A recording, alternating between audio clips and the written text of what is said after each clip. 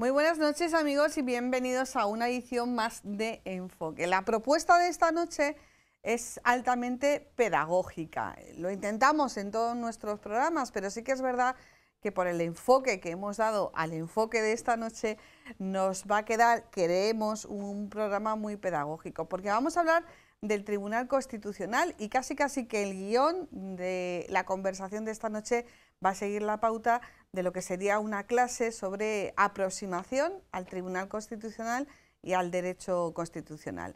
Vamos primero con nuestro vídeo. El Tribunal Constitucional es el máximo intérprete de la Constitución española.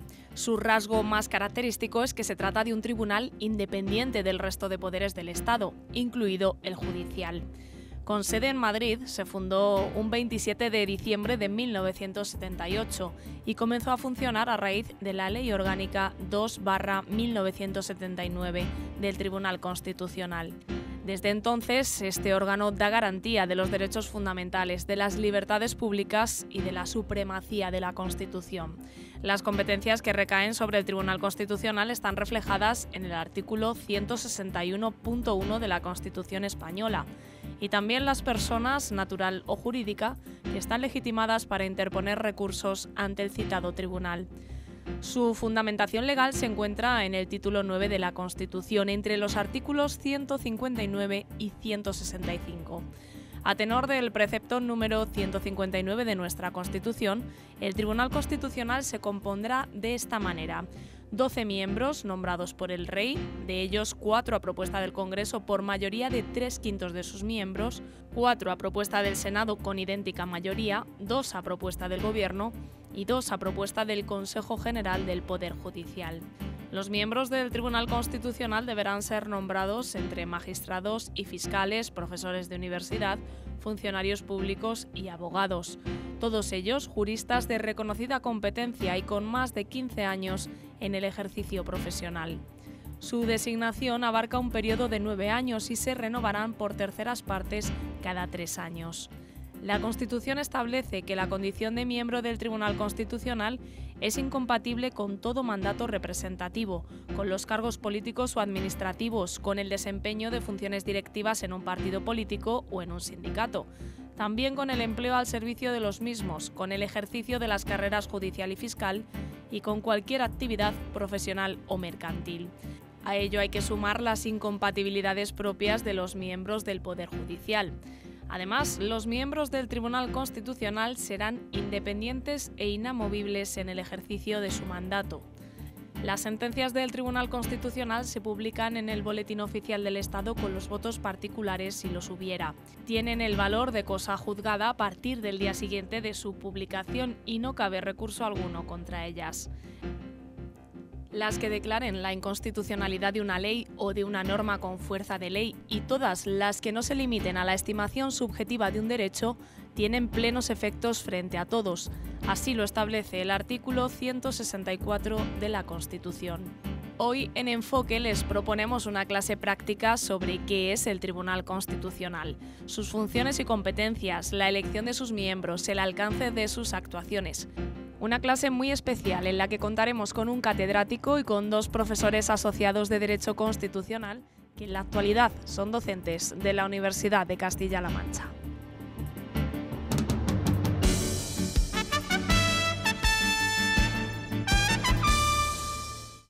Bueno, pues hemos conocido las interioridades del Tribunal Constitucional. No vamos a entrar en el debate si nos gusta el edificio o no, porque por lo que veo aquí en los invitados no hay unanimidad en las opiniones, pero hoy lo que nos toca es conocer la interioridad, la forma de organización, de funcionamiento del Tribunal Constitucional, como les decía en nuestra presentación. Y para ello tenemos pues a 3 grandes espadas, por utilizar un símil taurino.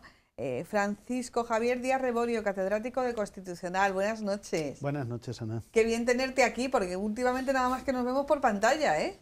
Bueno, yo estoy encantado siempre de venir aquí. Lo que pasa que la agenda es la agenda, ¿verdad? Claro. Tenemos también con nosotros a Adriana Travevals, profesora asociada de Constitucional. Adriana, buenas noches. Gracias, Ana, por este recibimiento. Muchísimas gracias. Y a Cayetano Corral Torres, también profesor de Constitucional. Muy buenas noches. Buenas noches. Los tres ejercitan su docencia aquí, en el campus de Toledo, en la Facultad de Ciencias Jurídicas y Sociales, y los tres dispuestos a dar una excelente clase sobre el Tribunal Constitucional. No me veáis a mí solo como alumna, os aseguro que el programa lo va a ver un montón de gente, porque si saliéramos ahora mismo a la calle, vosotros os abstraéis de vuestra formación y preguntarais lo que es el Tribunal Constitucional, ¿tenéis la percepción de que la sociedad sabe lo que es el Tribunal Constitucional, Javier? Bueno, yo creo que como en casi todo la sociedad sabe algo que es lo básico, pero pues probablemente no sabe en profundidad. Yo creo que la sociedad se nutre sobre todo por un lado de los medios de comunicación que cumplen su función y yo creo que en general lo hacen adecuadamente, por otro lado cada vez más pues de las redes sociales donde hay mucho espacio para la opinión, lo cual está bien, pero que a veces las opiniones pues necesitan un fundamento y no siempre lo tienen. Con esto quiero decir que la visión a veces puede llegar un poco distorsionada y a veces es porque a veces nos quedamos con la opinión, que como digo es muy respetable, pero no entra, o sea, no partimos del conocimiento, de la descripción, es decir, de cómo es, cómo funciona, cuántos son los magistrados, cómo se eligen, y a partir de ahí ciertas opiniones a veces caen por su propio peso, es decir, no, esto que dices no puede suceder porque tal. Luego otras, pues sí, o sea, hay críticas fundadas, que luego, pues si queréis podemos entrar en ellas, ¿no? Pero claro que hay críticas también Adriana posibles. Cayetano, vosotros cuando abrís la prensa o veis las redes y veis Tribunal Constitucional Trending Topic, ¿os echáis las manos a la cabeza o directamente apagáis? Bueno, yo creo, sí, las redes sociales hacen una buena labor de información a lo que antes la gente no tenía ese acceso, pero por otro lado también tiene su vertiente de desinformación y bueno, como tú dices, a veces esos conceptos que se equivocan, ¿no? Pero a colación de la pregunta que le hacías a Javier, claro, en general yo creo que hay un desconocimiento de la sociedad sobre nuestro sistema democrático, ¿no? Entonces, ¿cómo funciona? ¿Qué es lo que realmente vota el pueblo? Entonces, por lo tanto, ¿cómo vamos a pedirle a las personas que conozcan que el Tribunal Constitucional es precisamente el controlador de los demás poderes, si no saben cómo funcionan los poderes del Estado? Entonces, creo que sí, hay un desconocimiento general en lo que se incluye el Tribunal Constitucional. Que vamos con el 5 raspado y en ocasiones ni llegamos. Hombre, yo creo que como institución sí se la conoce. A la gente le preguntas al Tribunal Constitucional y grosso modo te podría decir, en fin, a qué se dedica, cuál sería su función, muy genérica. Pero como decían mis compañeros, una vez que rascas un poquito, ya la gente desconoce, lo primero, sus competencias, fundamentalmente las competencias, o todas las competencias, por supuesto. Y desde luego, lo que comentaba Javier, la composición, quién nos elige, etcétera, etcétera. Es decir, ya entrar en detalles, yo diría más incluso, no es que el común de los mortales lo desconozca, es que también en el ámbito político hay muchas personas que desconocen, si no los elementos básicos, sí algunos detalles que denotan pues, que, bueno, determinadas opiniones que muchas veces no se corresponden con el fundamento jurídico. Bueno, pues vamos allá con esta clase. ¿Qué es el Tribunal Constitucional, Javier? Bueno, el Tribunal Constitucional es un órgano jurisdiccional que es independiente, que no forma parte del Poder Judicial en el diseño español, que entiendo que es lo que preguntas. Es, según algunos podemos decir, un cuarto poder. ¿Por qué es un cuarto poder? Porque aunque actúa como un tribunal y actúa con criterios jurisdiccionales, tiene una potestad que no tiene el Poder Judicial normalmente, y es la de declarar que una ley es contraria a la Constitución y, por lo tanto, expulsarla del ordenamiento. Ese es un poder muy fuerte que en los sistemas europeos y en el español no está en general al alcance del Poder Judicial y que solo tiene el Tribunal Constitucional. Si queremos, es un contrapeso. De hecho, cuando surgió el Tribunal Constitucional, que fue en Austria, este fue el gran debate. Es decir, ¿esto rompe la separación de poderes? Y sin embargo, Kelsen, que es el que diseña la idea, lo que dice, no, al contrario, la fortalece. ¿Por qué? Pues porque según la separación de poderes hay uno que no iba a ser controlado o no tan fácilmente, que es el legislador. Es decir, el Ejecutivo se somete a la ley, el Poder Judicial tiene que someterse estrictamente a la aplicación de la ley. ¿Quién controla al legislador? Bueno, pues hay un tribunal constitucional, porque el legislador no lo puede hacer todo, sino que está sometido a la Constitución. Entonces, si quieres, por decirlo muy sintético, y si mis compañeros suscriben la idea, aunque sea si queremos, metafórica, es un delegado del poder constituyente. O sea, el poder constituyente, que es el pueblo soberano, aprueba una constitución y nombra a un delegado, un representante, un encargado de hacerla cumplir a todos los demás poderes, incluido al poder legislativo, que es el que vamos a elegir, obviamente de manera democrática, pero le vamos a elegir para asuntos, digamos, marcándole como límite para lo que puede decidir asuntos fundamentales, como son la separación de poderes y los derechos. Entonces, para que el legislador no invada el ámbito de los derechos fundamentales protegidos y la separación de poderes, para eso nació el Tribunal Constitucional y para eso tiene sentido el Tribunal Constitucional. Que tiene, en el caso de España, los mismos años que la Constitución, ¿no? Entendemos. Pues se aprobó inmediatamente después en la segunda ley orgánica de la democracia, vamos, la segunda, sí, en el año 80. 79, perdón, año 79. Inmediatamente después de aprobar la Constitución, que fue en diciembre, pues automáticamente.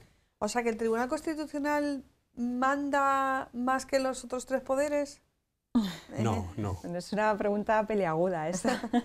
No. Bueno, voy a hacer un poco de alumno así retorcido. Bueno, yo no creo que mande más, ¿no? Además, una de las primeras cosas que decimos aquí el profesor, además, que es experto en interpretación constitucional, es que el primero que interpreta la Constitución es el legislador, ¿no? Ahora, el supremo intérprete es cierto que es el Tribunal Constitucional, pero el Tribunal Constitucional, salvo alguna excepción competencial, solo actúa a posteriori, es decir, una vez que se ha aprobado la ley y además solo lo que llamamos en derecho a instancia de parte, es decir, que es una justicia rogada, hay que pedirle al Tribunal Constitucional que actúe, por lo tanto él no lo hace por sí mismo o de oficio, él no actúa diciendo, bueno, que los 12 magistrados se reúnen y dicen, oye, es que esta ley que se acaba de aprobar creemos que puede ser inconstitucional, vamos a examinarla y vamos a ver si la declaramos. No, eso no sucede, se lo tiene que pedir a alguien, ¿no? Depende de la competencia de la que estemos hablando, si es un recurso o una cuestión, pues ahí ya veremos quién se lo puede pedir. Por lo tanto, yo no diría que es más importante o que gobierna sobre los demás, sino que, como decía el profesor, es un contrapeso, ¿no? El Tribunal Constitucional, ¿cuáles son sus competencias? Porque también es verdad que no queda del todo claro, así para el común de los mortales, sobre qué debe de legislar o de opinar el Tribunal Constitucional, porque no opina sobre toda la Constitución. Vamos a ver, básicamente nuestro Tribunal Constitucional tiene tres grandes bloques de competencias. Los de control de constitucionalidad de las normas con rango de ley, por un lado, los conflictos competenciales y lo que también se conoce como el recurso de amparo extraordinario, porque el recurso de amparo ordinario es el que llevan a cabo los propios tribunales, ¿no? En base al artículo 53 de la Constitución. Entonces, esas serían las tres grandes competencias.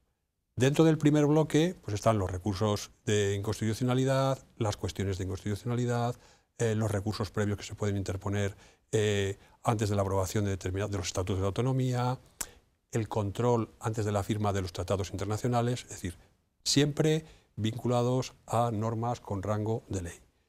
El segundo bloque, ahí estaría la solución de los conflictos tanto entre órganos del propio Estado como entre el Estado central y el territorio, y las comunidades autónomas en nuestro caso. Esto también es propio de los Estados federales.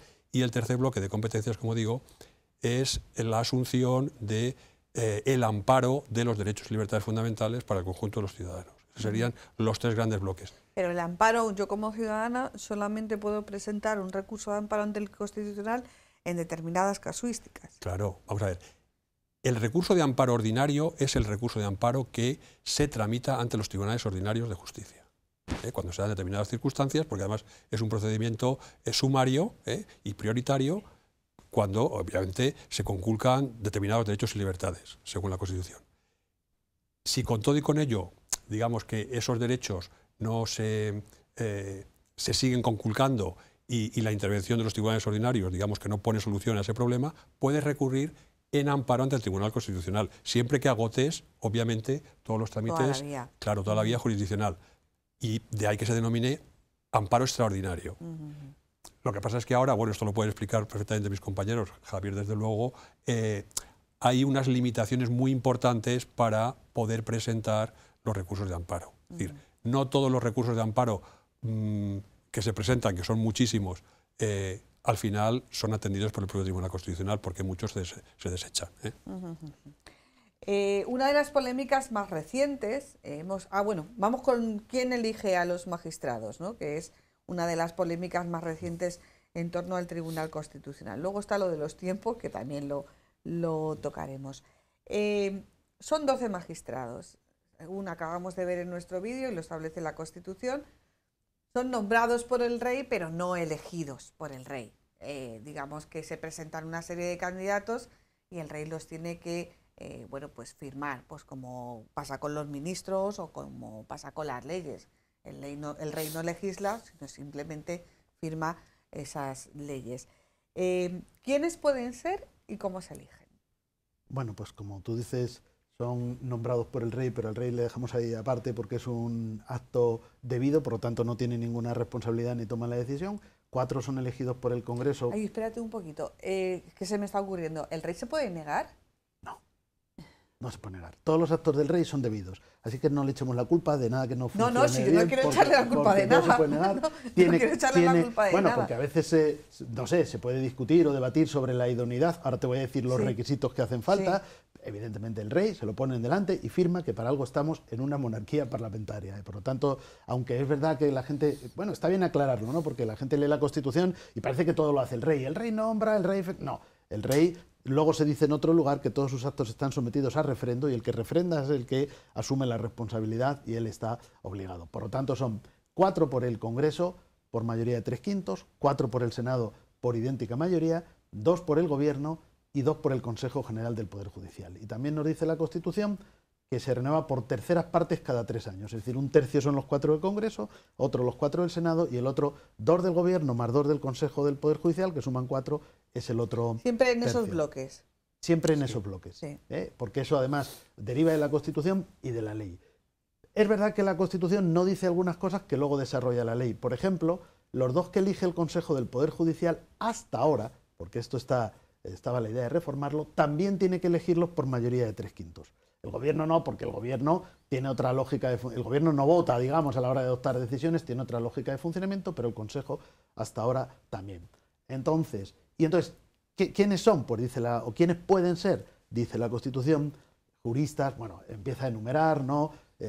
Profesores, jueces, magistrados, fiscales, etcétera, juristas de todo tipo. Sí, incluso funcionarios públicos, disculpa. Y funcionarios públicos, por supuesto, o sea, pueden ser todo tipo de funcionarios que se dediquen al mundo jurídico de reconocida competencia con más de 15 años de ejercicio profesional. Entonces aquí, como siempre explicamos, hay 2 pautas, una objetiva que es matemáticas, que son los 15 años, y otra totalmente subjetiva, que es la reconocida competencia, que naturalmente que un jurista tenga reconocida competencia o no, pues es algo a veces opinable o discutible, pero bueno, yo creo que precisamente cuando la Constitución dice eso es que lo deja en manos de los órganos que van a hacer esa propuesta, aunque es verdad que hay una formalidad, de momento es una mera formalidad siempre, porque siempre se ha aceptado de que el propio Tribunal Constitucional, cuando se va a renovar 1/3, comprueba que ese tercio que va a entrar reúne esos requisitos. Y ahora también, hace ya años,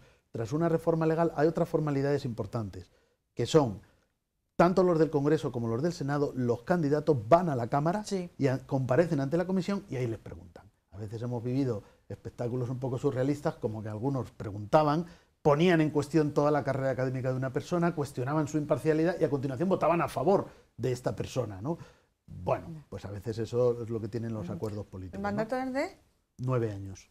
De 9 años. De 9 años. Lo que pasa es que si se retrasa la renovación, entonces nos dice la ley, porque no la Constitución, pero la ley, que los magistrados continúan ejerciendo hasta que son renovados. Entonces hay veces que son 9 años más la prórroga, porque si no se ponen de acuerdo, que es lo que suele suceder en los partidos políticos o los grupos parlamentarios del Congreso y del Senado, para entendernos el PP y el PSOE actualmente, porque los 3/5 al final se obtienen, o casi siempre se han obtenido por la suma del partido que apoya al gobierno y del principal partido de la oposición, pues cuando no hay acuerdo se van retrasando, entonces siguen los anteriores, ¿no? Ahora, como hemos tenido una última renovación, pues estamos al día. Sí, pero hasta que no se produjo esa renovación estábamos en ese escenario. La ley no dice que no establece un plazo límite, es decir, bueno, ustedes se tienen que poner de acuerdo en la renovación de los magistrados en 9 meses, en 12 meses, no dice nada de eso, ¿no? No, eso... Sí, entonces, se puede caer, o sea, no se puede caer en fraude de ley, porque si no lo dice la ley, pueden estar 2, 3 años de prórroga, por así decirlo. A ver, yo diría lo siguiente, la Constitución vincula a todos los poderes públicos. Cuando la Constitución dice un mandato de 9 años y dice que se renovarán por terceras partes cada 3 años, y eso no se cumple, los poderes públicos están incumpliendo. Otra cosa es que, ¿cómo asegurar? Porque claro, las normas al final, el cumplimiento se asegura cuando se introducen garantías. Entonces, ¿cómo asegurar que esto se cumpla? Ahora en aquella propuesta de reforma que de momento ahí anda, se decía, no, para los del Consejo del Poder Judicial es que si no lo nombran podrán asumir hasta responsabilidades penales. Bueno, esto sería muy dudoso, que se puede hacer esto. Y además, los del Consejo sí, pero los diputados y senadores no. Claro, es que responsabilidades penales por no ponerte de acuerdo es un poco difícil. Sin embargo, en el derecho comparado existen fórmulas para que cuando no se produce ese acuerdo el tribunal se renueve de todos modos. Por lo tanto, o sea, claro, Ana y todos los espectadores, cuando se produce un retraso, es decir, cuando no se renuevan por terceras partes, o no se renuevan cada 3 años, o el mandato dura más de 9 años, hay un incumplimiento constitucional. Eso hay que decirlo muy claro, porque la Constitución es muy clara. Y por ahí han empezado muchos de los problemas de nuestro Tribunal Constitucional.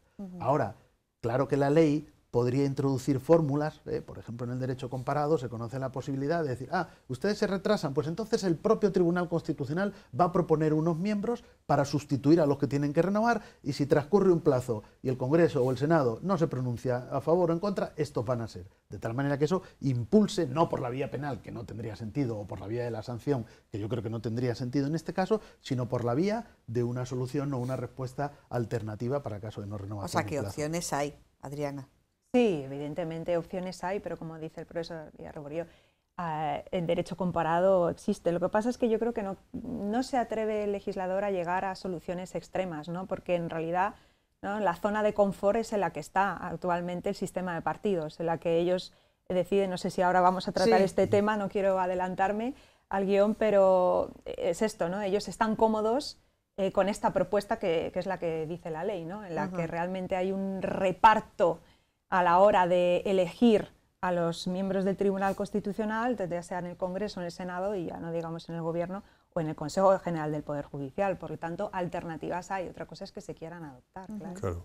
Yo es más, yo diría que no es responsabilidad del Tribunal Constitucional, de los propios integrantes del Tribunal Constitucional, es responsabilidad de quienes tienen la obligación de elegir los sustitutos. Sí, es que muchas veces, en algunas ocasiones, sobre todo cuando hay pronunciamientos del Tribunal Constitucional y están en ese periodo ya de prórroga, por así decirlo, hemos visto a muchos políticos y a directores de determinadas instituciones decir que este tribunal no tiene justificación, etcétera, etcétera. En fin, poco menos que sus actos son inválidos. Mire usted, no es así, porque no es su responsabilidad.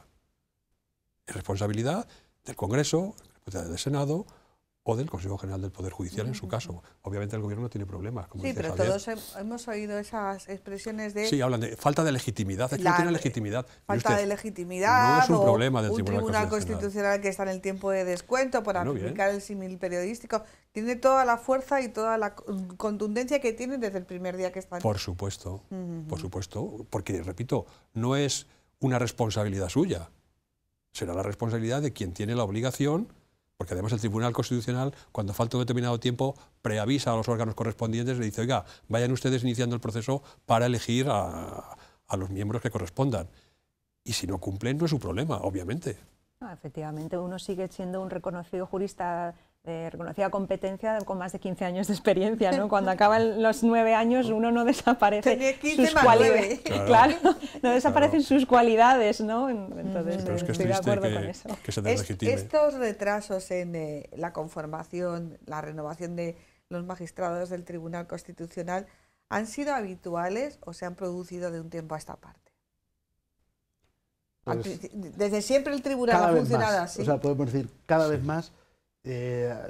Siempre se han producido, sobre todo en el Congreso y el Senado. Es verdad que en el Gobierno nunca se han producido, porque es más fácil que el Gobierno se ponga de acuerdo consigo mismo, aunque esto tiene su cositas. El año pasado se produjo esta renovación y es verdad que no hubo ese problema. Y en el Consejo por primera vez sí que se retrasó, pero es verdad que unos meses. Sin embargo, el Congreso y el Senado han llegado a retrasarse hasta 3 años, obligando también a reformar la ley, y es que cuando se produce un retraso, porque antes no lo he dicho, el tiempo del retraso ahora se les descuenta a los magistrados, es decir, a ti te nombraban por 9 años, pero si el Congreso o el Senado se retrasó 3, ya solo te quedan 6, porque Ya, pero claro, eso si no no... está bien.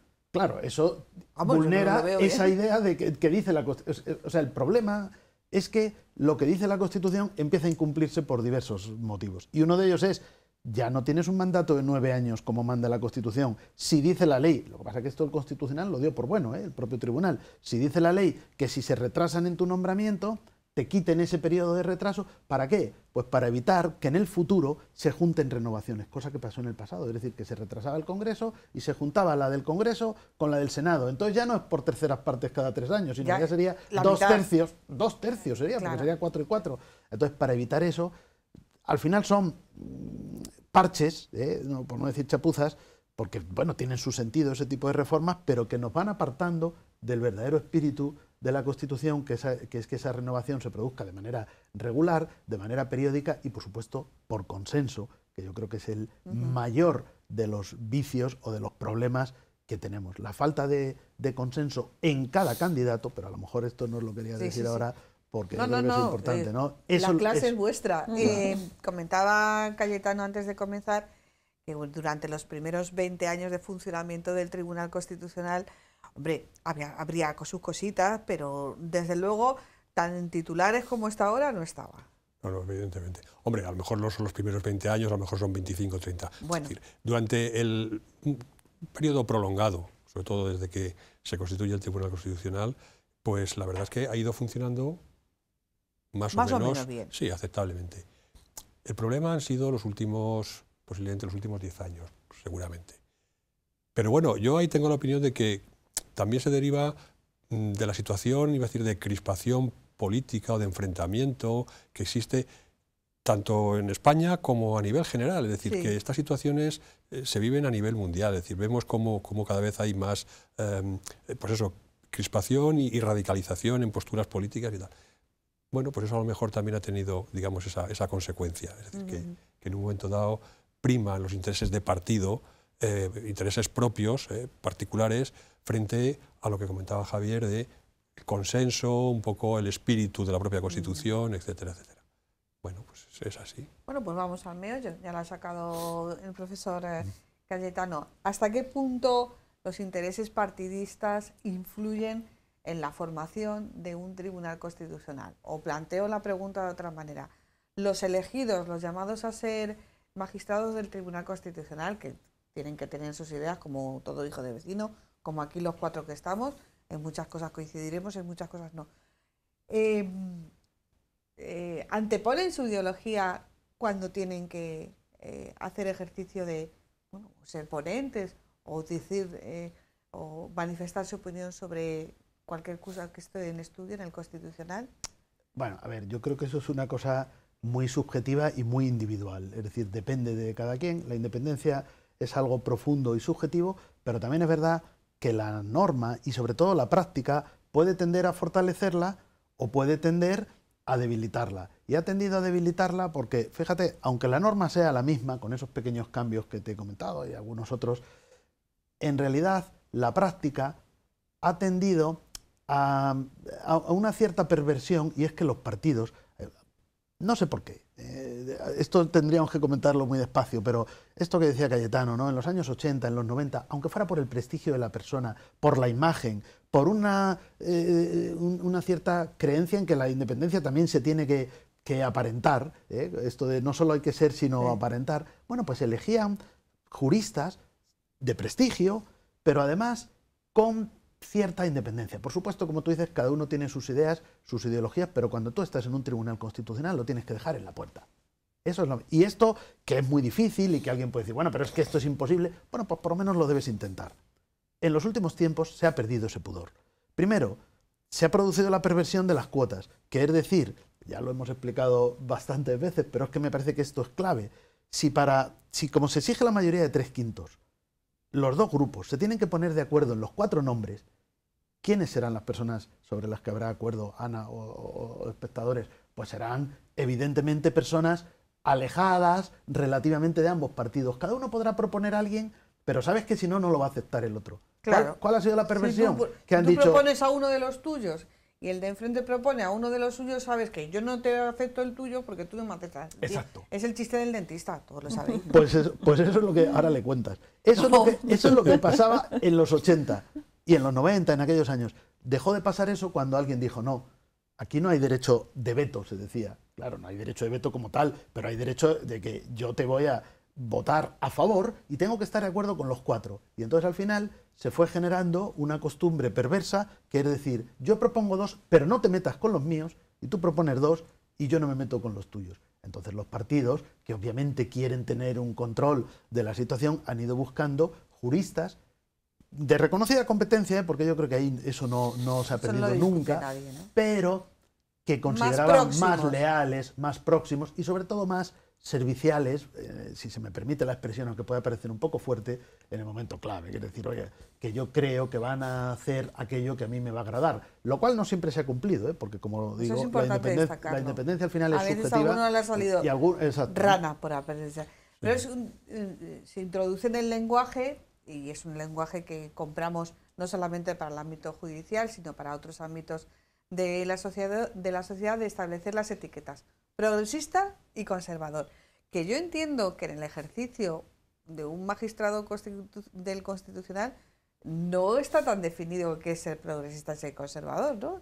No, yo creo que también una parte importante es lo que dice él respecto a la elección y cómo lo gestan los partidos políticos, pero yo también creo que en la década de los 80 también el propio ejercicio que demostraba los magistrados del Tribunal Constitucional era un ejercicio de demostración de que somos independientes y vamos a romper con el régimen anterior. Bueno, yo creo que pasaba en todas las instituciones, también es el espíritu del proceso constituyente en el que vamos a demostrar que somos capaces de hacer renuncias a favor del texto constitucional, a pesar de que hay algo que no me guste o preferiría que se regulara de otra manera, ¿no? Y entonces yo creo que los magistrados de aquella época, de la primera década, sobre todo de los años 80, presidía ese pundonor, ¿no? De, bueno, que no se me tache de nada, ni de un lado ni del otro, ¿no? Sino que yo vengo aquí a preservar el texto constitucional que tantos años y décadas nos ha costado conseguir, ¿no? Y eso yo creo que con los años ha ido también perdiendo, no solo la cualidad de los partidos a la hora de hacer estas elecciones, sino también a lo mejor esa defensa por parte del magistrado aunque es verdad que luego hablando con magistrados, siempre ellos dicen, bueno, yo no creo que siempre, ¿no? Como decía el profesor Díaz Rubio, es algo muy individual. Yo no creo que siempre se tenga que defender aquella postura por la cual nos hayan elegido, ¿no? Nos hayan puesto en este lugar, sino que hay veces que en el momento en el que ejerces el cargo, ¿no? y te nombra el rey, dices, bueno, aquí yo tengo que ejercer una función constitucional y muchas veces no es verdad. Hemos visto a personas, a magistrados que han sido nombrados de un lado, ¿no? O a lo mejor del Partido Popular o del Partido Socialista, y luego han votado en contra de leyes de aquellos partidos que les han puesto en ese lugar. Por lo tanto, o sea, que eso ha pasado, ¿no? Que eso ha pasado. En conciencia. Actúan en conciencia. Lo que pasa es que es verdad que esa conciencia era más palpable hace décadas. No quieres decir que eso esté sucediendo ahora, pero yo, a mi modo de ver, era más palpable entonces. ¿Cayetano? Sí, yo estoy completamente de acuerdo con ellos. Hombre, vamos a ver, nosotros no podemos perder de vista de que el Tribunal Constitucional también tiene un componente de política, de político, porque la norma que interpreta, por así decirlo, es la Constitución, que la Constitución, al margen de que es una norma jurídica, obviamente tiene un contenido político importantísimo, claro. como es obvio. Entonces, caben diversas interpretaciones, caben diversas posturas ante los mismos, ante los mismos problemas o ante los mismos planteamientos o ante los mismos recursos que se puede plantear ante el Tribunal Constitucional. Bien, lo perverso en este momento, lo estábamos discutiendo hace unos momentos, hace un rato, es que en este momento, por determinadas informaciones previas que salen acerca de cuál va a ser la postura del Tribunal Constitucional, se sabe a ciencia cierta cuál va a ser el posicionamiento y te lo dicen claramente. Entonces, digamos que al final pierde el propio tribunal o los componentes del propio tribunal esa capacidad de interpretar la Constitución y de aplicar sus propias convicciones, ¿no?, al caso que se les plantea, porque ya con carácter previo, mire usted, se les está cercenando, bueno, se está cercenando o se les está condicionando, o ellos mismos se condicionan precisamente por vincularse a quien les ha propuesto, a quien les ha nombrado, ¿no? Sí, en este sentido, yo creo, desde mi poco conocimiento de las leyes y del Tribunal Constitucional, pero sí como observadora que soy de lo que pasa en la calle, de lo que se ve en los medios de comunicación, que hay una especie de que se están socavando esos cimientos que estaban bien arraigados del Tribunal Constitucional, como que se le está mermando autoridad, como que con todo este baile, permíteme la expresión que hemos tenido, de ahora nombra estos, ahora nombra estos, una cuestión, por ejemplo, la cuestión del aborto, que llevaba 12 años esperando, siempre tardan tanto. No hay un... No, por supuesto que no. Por supuesto no, esto que no, a modo de paréntesis. Afortunadamente. No hay un periodo, no hay una normativa que diga, bueno, y los asuntos se tienen que estudiar como máximo. Se incumple de manera generalizada. Pues mira, Ajá, de vale. 10 y 15, creo que son 10 días, una vez que se han terminado los procesos de alegación o de escritos, 10 días en el recurso de inconstitucionalidad y 10 días en el amparo y 15 para las cuestiones. Pues cuando pasa eso, es noticia. Pero o sea, bueno, cuando pasa eso, claro, que es lo nunca. normal, es noticia, porque claro, y que pronto has dicho algo el Tribunal Constitucional. Bueno, pero yo creo que eso también es la dinámica de la justicia en general, no solo el Tribunal Constitucional, pero también pero por sí falta que de estaréis medios. conmigo en que cuando un recurso, digo el del aborto porque es el último que hemos tenido, pero ha habido otros ejemplos y va a haber más una vez que han tomado posesión los nuevos magistrados. A la sociedad le da la sensación de que después de este baile de magistrados, de nombramientos y tal, al final, pues en este caso, este gobierno ha elegido un Tribunal Constitucional a su medida que se va a pronunciar conforme a lo que el gobierno piensa sobre esa determinada ley. Y eso yo creo que menoscaba la legitimidad, la autoridad, la roca esa que pensábamos que es el Tribunal Constitucional de cara a la sociedad. Yo entro ahí. ¿Vosotros apreciáis que hay un menoscabo de la autoridad, de la legitimidad del Constitucional? Sí, bueno, yo creo que algo hay... Es un tema muy delicado, Ana, porque yo creo, o sea, como jurista, yo te diría, mira, si tienen 15 años de ejercicio profesional y cumplen los requisitos que hemos mencionado antes, pues oye, el gobierno, como hemos dicho antes, no se tiene que poner de acuerdo con nadie y por lo tanto son inobjetables. Son juristas, me refiero en concreto, si te refieres a eso, a los dos que han nombrado el gobierno en la última renovación, pero, bueno, me atrevo a opinar que lo que decíamos antes, la independencia es subjetiva, pero hay ciertos parámetros que la tienden a garantizar y, como decíamos antes, durante décadas, los propios gobiernos, a pesar de no tener que consensuar con nadie, buscaban personas, primero, de un altísimo nivel jurídico y, segundo, donde esa independencia se pudiera esperar. Sin embargo, si nombras, no vamos a decir ningún nombre, pero yo voy a decir, has sido ministro de Justicia y vas a entrar en el Tribunal Constitucional un año después, o sales directamente de una dirección general del gobierno y te mandan al Tribunal Constitucional, a lo mejor vas a tener una independencia impecable. Pero es legítimo que la población, que los ciudadanos y que los propios juristas pensemos que no es un perfil idóneo. Repito, están ahí porque cumplen los requisitos, o sea, no hay una tacha de legalidad, digamos, pero yo creo que hay un legítimo cuestionamiento de hecho, como ya sabemos, se están produciendo ahora abstenciones muy importantes en muchos procesos porque resulta que son sobre leyes de las que tuvieron conocimiento y parte mientras estaban en el gobierno. ¿Pero se abstienen, ¿no?, por una cuestión de conciencia o porque la norma lo marca? La ley te obliga a abstenerte sobre cualquier asunto sobre el que tú te hayas pronunciado previamente o hayas tenido un conocimiento directo del asunto antes. Entonces, si en el gobierno participaste en la elaboración de una ley... lo de juez y parte, ¿no? Claro, en el gobierno participaste, aunque el gobierno no aprueba las leyes, pero prepara los proyectos o la elaboración, o alguien que venga del Consejo del Poder Judicial también puede... Es decir, si por cualquier motivo en tu etapa profesional anterior has tenido un conocimiento directo de una ley que luego se va a pronunciar el Tribunal Constitucional sobre ella y tú estás en el tribunal, cuando estés en el tribunal te tienes que abstener y si no te van a recusar, Y hay que ver que sí y que no. Bueno, pues ya de momento eso no deja de ser un elemento de distorsión cuando pasas directamente del gobierno al Tribunal Constitucional. Por aplicar otro dicho que le están gustando a Adriana, lo de la mujer del César, ¿no?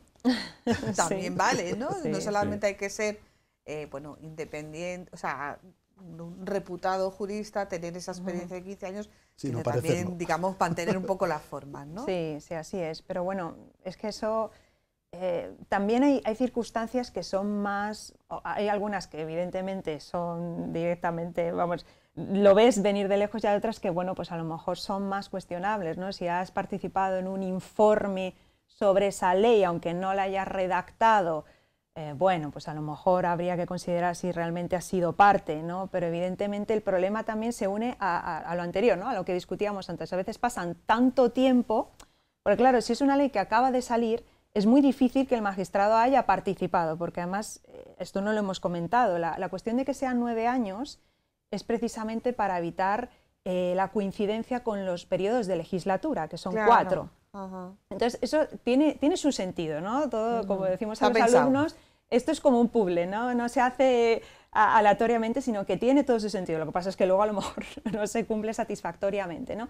Pero evidentemente el sentido de eso es que no concurra con los periodos de elecciones, que serían 4 y 4 años 8, por lo tanto sería un año más de 2 legislaturas, ¿no? Pero claro, el problema es que cuando dejamos pasar a lo mejor 12 años o 14 años para examinar la constitucionalidad de una ley, ¿qué ocurre? Pues que tenemos personas a lo mejor que componen el Tribunal Constitucional que han participado en la gestación de esas normas, ¿no? Entonces se unen un poco estas dos problemáticas a las que hemos aludido antes, ¿no? ¿Aprecias, Cayetano, esa falta de credibilidad, ese menoscabo de la legitimidad? ¿Y en qué medida eso puede ir a más y puede redundar en un mayor, no quiero decir descrédito, pero sí desapego del ciudadano con respecto a esta institución? Yo lo comentaba antes, es decir, no es un problema y no es responsabilidad del Tribunal Constitucional que no se renueve periódicamente en los plazos y las condiciones que establece la Constitución o la propia ley orgánica. No es un problema de ellos. ¿Cuál es el problema desde mi punto de vista? Que da argumentos que además hay partes interesadas o partidos políticos interesados o determinados grupos sociales interesados que utilizan, digamos, esas situaciones para cuestionar la legitimidad del propio Tribunal Constitucional y de las decisiones del Tribunal Constitucional. Desde mi punto de vista, las decisiones del Tribunal Constitucional, independientemente de que, digamos, que los miembros estén en plazo o estén en prórroga, son totalmente legítimas, sin ningún género de dudas. Cuestión distinta es que, claro, de forma, digamos, partidaria o de forma sesgada haya determinadas personas o grupos o instituciones que utilicen esas prórrogas pues para, como decimos vulgarmente, arribar el ascua a su sardina y decir son ilegítimos, es ilegítimo, cuestiona la legitimidad del propio Tribunal Constitucional. Y ese sí es un problema, desde mi punto de vista, porque al final eso genera opinión pública en contra muchas veces de la propia institución y del propio funcionamiento y de la asunción que tenemos que hacer los ciudadanos de las decisiones, en este caso del Tribunal Constitucional, como de cualquier otro tribunal jurisdiccional, que no tiene ninguna duda. Y sin embargo, pues ya digo, eso propicia que a veces se cuestione esto. ¿Qué es un problema? Pues yo creo que sí es un problema, porque al final tanto va el cántaro al río, ¿no? Tanto se lleva a la fuente, que al final en un momento dado se puede romper. Y se trataría, o por lo menos se debería de evitar, digamos, esas situaciones. Vamos en los últimos 5 minutos, aunque no lo creáis, han pasado, mira que han pasado casi 44 minutos. Hay un problema detectado, diagnosticado. ¿Hay soluciones? Bueno, yo, como he dicho antes, primero habría que decir, nuestro problema tampoco es exclusivo, es decir, los tribunales constitucionales de todo el mundo han tenido que afrontar problemas de este tipo. Es genético, ¿no? Porque antes lo decía Cayetano también. Es decir, el propio, y yo lo he mencionado, ¿no? El propio Tribunal Constitucional interviene ahí como un cuarto poder. Yo quiero precisar una cosa. Decía un jurista alemán, y ese es el gran objetivo de un Tribunal Constitucional, decía, resolver, o sea, la respuesta jurídica a los problemas políticos. Es decir, cerrar los ojos a que los problemas son políticos no se puede hacer. Pero hay que pretender que la respuesta sea jurídica. La respuesta política les corresponde a los poderes políticos, como son el gobierno o el legislador. Entonces no se le puede echar al Tribunal Constitucional culpas que no tiene. Remedios. Hay algunos pueden ser con reformas legales, incluso constitucionales, es decir, nuestro tribunal, pues al lado de otros, vemos que tiene determinados problemas. Otros tienen que ver con la práctica, ¿no? Esos retrasos, que por un lado son de los poderes que tienen que nombrar al Tribunal Constitucional, pero por otro lado del Tribunal Constitucional. Y yo diré lo siguiente, es verdad, como decía Adriana, que hay un retraso endémico que es un problema de nuestra justicia, pero el del Tribunal Constitucional suele tener otras razones. Es decir, en 2007 se reformó el amparo para decirle al Tribunal, bueno, para que no te colapses de tantos amparos, elige los que quieras. Te vamos a limitar un poco los que se pueden presentar. Bueno, sigue teniendo, no tanto, pero sigue teniendo esos retrasos en amparos, pero luego tiene esos retrasos que yo llamo patológicos, ¿no? Que son esos retrasos de 12 años, pero claro que el de la ley del aborto es el más significativo, y tú has preguntado antes, ¿hay otros? Tanto como ese seguramente no, pero de 6 años, de 8 años, de 7 años, de 5 años sí, y a veces especulo con que pueden ser parcialmente intencionados, porque en ese tiempo la mentalidad de la sociedad cambia, claro, pues y entonces la sentencia viene además a favor de corriente, ¿no? Claro. Esa intencionalidad luego, claro, provoca determinados estados de opinión. Es una pena porque me quedaban muchas cuestiones que plantear, no, pero que digan ellos las soluciones también. Ah, sí, claro, sí, sí. Nada más que dar un apuntito. Nada más que dar un apuntito. Cayetano, ¿alguna solución? La solución es decir, aquí no hay fórmulas mágicas, evidentemente, pero yo plantearía que se cumpla la Constitución, que se cumplan las previsiones de la propia ley orgánica. Y entonces ahí están las soluciones. Es decir, que volvamos a las políticas de consenso que estuvieron vigentes durante muchos años y que nos olvidemos de estas visiones extremistas, partidarias, que lo único que hacen es socavar el propio sistema. Entonces, bueno, pues aquí hay, digamos, un proceso de reflexión del conjunto de los poderes públicos, de los partidos políticos, sin ningún género de dudas, para tratar de... Y de los ciudadanos que lo exijan. Bien, lo que pasa es que a veces los ciudadanos también se encuentran mediatizados pues, por muchas circunstancias, sí. Pues opiniones, la opinión publicada, ¿no?, que decía Alfonso Guerra, evidentemente por las informaciones más o menos sesgadas, etcétera, etcétera. Pero yo creo que aquí quien debe de tratar por todos los medios de cumplir la Constitución son los propios partidos políticos, los propios órganos constitucionales. ¿Y Adriana? Sí, bueno, yo además me declaro, además que puede ser por mis estudios recientes y porque estoy elaborando mi tesis doctoral y me causa más... Sí, pues sobre la garantía, el sistema jurisdiccional de garantía de los derechos. Entonces me estoy más centrada en la cuestión más procesal, ¿no?, más del procedimiento de tutela de los derechos. Entonces voy a dejar a un lado la cuestión política, en la que evidentemente me sumo a la opinión de mis compañeros, pero sí que es verdad que, bueno, hace poco leía un artículo de un compañero tuyo en el periódico y decía, bueno, es que realmente esta falta de legitimidad también es causada por esa desconexión del ciudadano con la garantía de los derechos que ofrece el Tribunal Constitucional. Como ahora el amparo ya era subsidiario, pero además ahora es más extraordinario si cabe, debido a esos motivos de especial trascendencia constitucional que hay que argumentar para poder acceder, lo que antes era mucho más laxo, pues ha habido una desconexión con el ciudadano.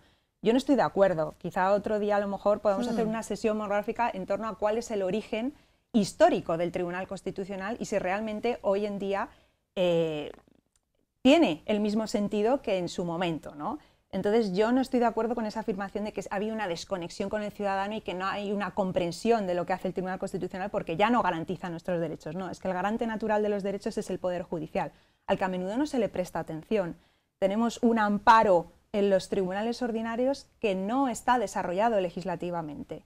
Tenemos un amparo que no cubre las necesidades por las cuales no habría necesidad de que el Tribunal Constitucional entrase a valorar esos derechos. Entonces creo que hay una desconexión procesal entre lo que hacen los tribunales de a pie, lo que llamamos los juristas los tribunales ordinarios, Tribunal Supremo, audiencias provinciales, juzgados de primera instancia, con lo que hace el Tribunal Constitucional.